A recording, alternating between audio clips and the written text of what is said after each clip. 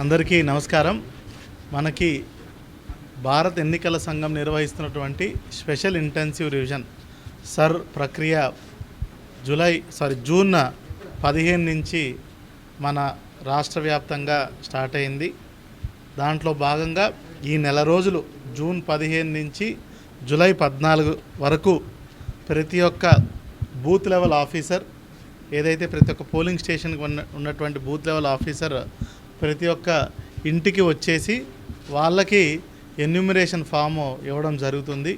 ఈ నెల రోజుల్లో ఈ ఎన్యూమరేషన్ ఫామ్ని ఆ కన్సర్న్డ్ ఓటర్ ఎవరైతే ఉన్నాడో వాళ్ళు దాన్ని నింపి తిరిగి బిఎల్ఓకి ఇవ్వడం అన్న కానీ, లేదంటే బిఎల్ఏల ద్వారా కూడా బిఎల్ఓకి అందజేసినా కానీ, లేదంటే ఎవరన్నా ఇంటర్నెట్ బాగానే పరిచయం ఉన్న వాళ్ళు నేరుగా వాళ్ళే స్వయంగా అప్లోడ్ చేసుకునే విధానం కానీ, ఈ 3 పద్ధతుల్లో ఏదో ఒక రూపాన ఏదైతే వాళ్ళు నింపినటువంటి ఎన్యూమరేషన్ ఫామ్ని తిరిగి ఇచ్చినట్టయితే వాళ్ళందరి ఓట్లు డ్రాఫ్ట్ నమూనా ఓటర్ లిస్టులో పెట్టడం జరుగుతుంది.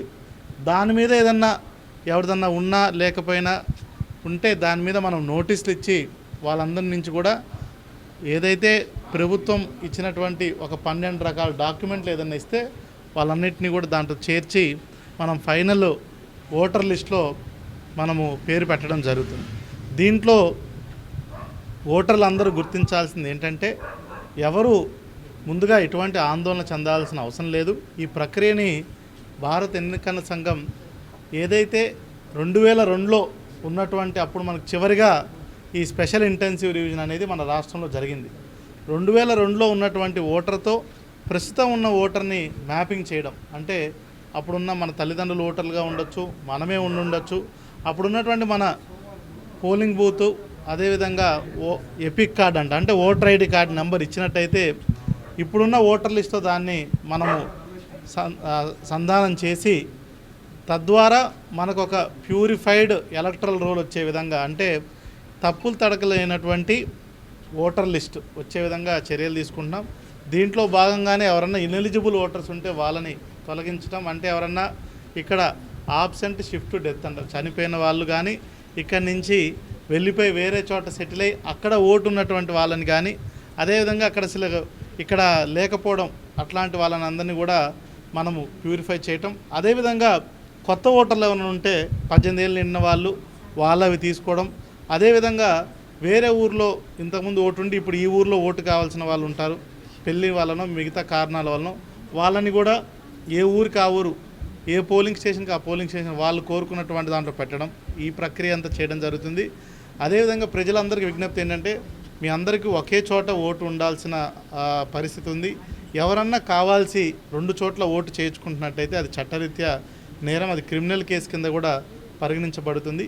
ఈ పూర్తి ఎక్సర్సైజ్లో అంతా కూడా ట్రాన్స్పరెంట్గా అన్ని పొలిటికల్ పార్టీస్తో, ఇప్పుడు నేను కూడా ఇంటింటికి వెళ్ళినప్పుడు వివిధ రాజకీయ పార్టీల వాళ్ళతో కలిసి చేశాము. చాలా సింపుల్ ఎక్సర్సైజ్, ఎక్కడ ఎటువంటి డౌట్లు లేకుండా చాలా పారదర్శకంగా కూడా చేసే ప్రక్రియ ఇది. అన్ని డీటెయిల్స్ కూడా తీసుకొని ఎవరికి ఎటువంటి అనుమానాలు ఇవన్నీ తావు లేకుండా ఒక మంచి ఎలక్టరల్ చేయడం కోసం ఈరోజు అందరం కూడా ఇంటింటికి వెళ్ళడం జరుగుతుంది. ఎటువంటి డౌట్లు ఉన్నా బిఎల్ఓని సంప్రదించవచ్చు, లేదంటే AERO assistant electoral register officer, అంటే తహసీల్దార్నే ఏఈఆర్ఓ అంటాం, వాళ్ళని సంప్రదించవచ్చు. లేదంటే మనకి నేషనల్ ఓటర్స్ పోర్టల్ కూడా ఆన్లైన్లో ఉంది, హెల్ప్ లైన్ ఉంది. లేదంటే ఈఆర్ఓ, ఈ నియోజకవర్గానికి ఈఆర్ఓ ఆర్డీఓ గారు, ఆయన ఎలక్టరల్ రిజిస్ట్రేషన్ ఆఫీసర్, ఆయన సంప్రదించవచ్చు. లేదంటే జిల్లా మొత్తానికి డిస్ట్రిక్ట్ ఎలక్టరల్ ఆఫీసర్ అయినటువంటి జిల్లా కలెక్టర్ను కూడా సంప్రదించి ఇది చేయొచ్చు. ప్రక్రియ అంతా కూడా సెప్టెంబర్ 22 తారీఖు కల్లా అయిపోతుంది. ఎటువంటి పరిస్థితిలో కూడా ఒక మంచి ఓటర్ రోలు తయారు చేసే విధంగా కూడా జిల్లా యంత్రాంగం చర్యలు తీసుకుంటుంది అనేది కూడా మీ ద్వారా తెలియజేస్తాం. Thank you.